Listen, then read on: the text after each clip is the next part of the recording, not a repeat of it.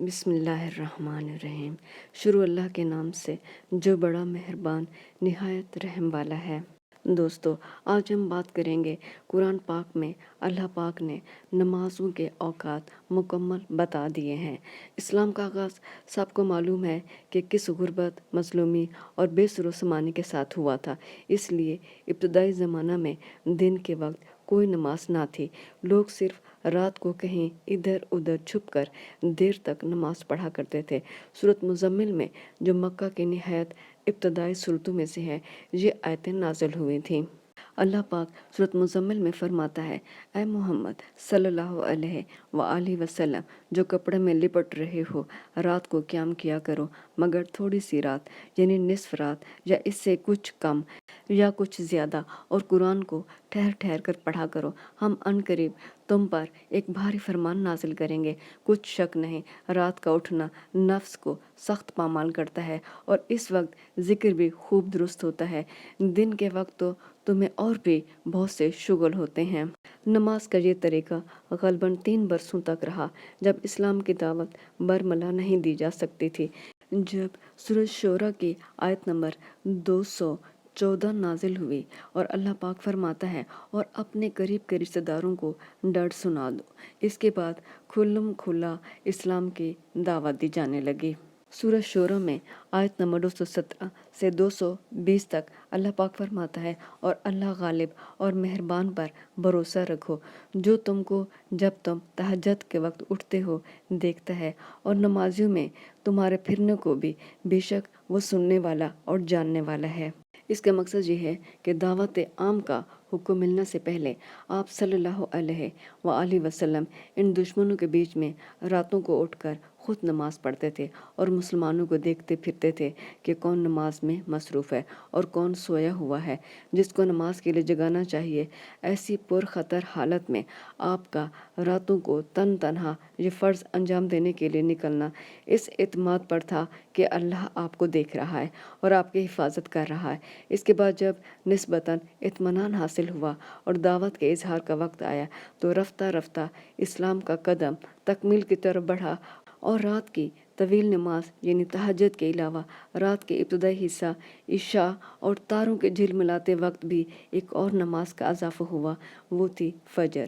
سورۃ طور میں اللہ پاک فرماتا ہے، اور تم اپنے پروردگار کے حکم کے انتظار میں صبر کیے رہو، تو تم ہماری آنکھوں کے سامنے ہو، اور جب اٹھا کرو تو اپنے پروردگار کی تعریف کے ساتھ تسبیح کیا کرو، اور رات کے بعض اوقات بھی اور ستاروں کے غروب ہونے کے بعد بھی اس کی تسبیح کیا کرو۔ سورۃ طور مکہ میں نازل ہوئی تھی، اور شاید اس وقت جب قریش نے آپ صلی اللہ علیہ وآلہ وسلم کو تکلیف دینا شروع کر دیا تھا، کیونکہ اس سورہ میں اسی آیت سے پہلے آپ کے مصائب اور ان پر صبر کرنے اور فیصلہ الہی کے انتظار کا حکم اور آپ کی ہر قسم کی حفاظت کی خوشخبری ہے۔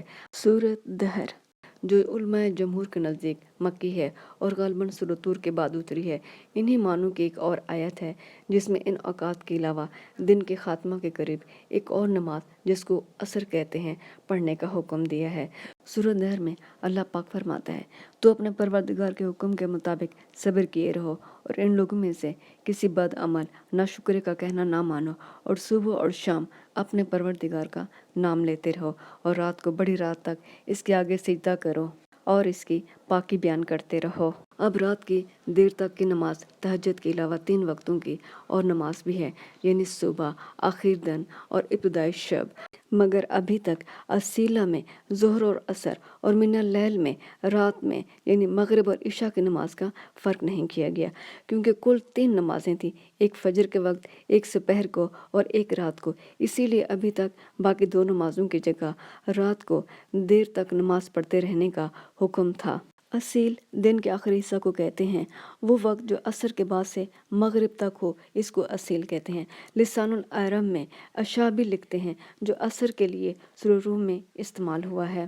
اللہ پاک سورہ ہود میں فرماتا ہے، اور دن کے دونوں سروں یعنی صبح اور شام کے اوقات میں اور رات کی چند پہلی ساعات میں نماز پڑھا کرو، کچھ شک نہیں کہ نیکیاں گناہوں کو دور کر دیتی ہیں۔ یہ ان کے لیے نصیحت ہے جو نصیحت قبول کرنے والے ہیں۔ सूरह हूद में अक्सर अंबिया अलैहिस्सलाम का जिक्र है जिन्होंने अपनी अपनी उम्मत को अल्लाह की इबादत की दावत दी। आप सल्लल्लाहु अलैहि वसल्लम को भी नमाज कायम करने का हुक्म दिया गया और गालिबन नमाज के औकात के सिलसिला में ये पहली आयत है जिसमें तस्बीह के बजाय बाकायदा सलाता का लफ्ज़ इस्तेमाल हुआ है। इस वक्त मुसलमानों की तादाद खासी थी। अब रात की तवील नमाज को छोड़कर 3 नमाजें बाकायदा फ़र्ज होती हैं। एक दिन के एक किनारा में यानी रात के ख़ात्मा के करीब तारों के झिलमिलाते वक्त, दूसरी दिन के दूसरे किनारे में दिन के ख़ात्मा के करीब, तीसरी रात के इब्तदाई हिस्सा में पहली से सुबह की नमाज, दूसरी से असर की जिसको पहले असील कहा गया था और तीसरी से ईशा की नमाज मुराद है। अभी तक दिन और रात की नमाज़ों में अबहम था, दूसरी में ज़ोहर व असर और तीसरी में मगरिब और ईशा की नमाज़ें छुपी हुई थी। अब रात की नमाज़ें सबसे पहले अलहदा होती हैं। सूरह काफ में जो मक्की सूरत है, तो जो कुछ ये कफ़ार बकते हैं इस पर सब्र करो और आफ़ताब के तुलू होने से पहले और इसके गुरूब होने से पहले अपने परवरदिगार की तारीफ़ के साथ तस्बीह करते रहो और रात के बाज़ औकात में भी और नमाज के बाद भी इसके नाम की तस्बीह किया करो। सब्र की तलकीन से साबित होता है कि ये हुक्म उस वक्त का है जब कफ़ार कुरैश अभी तक आपको तकलीफ़ देते थे।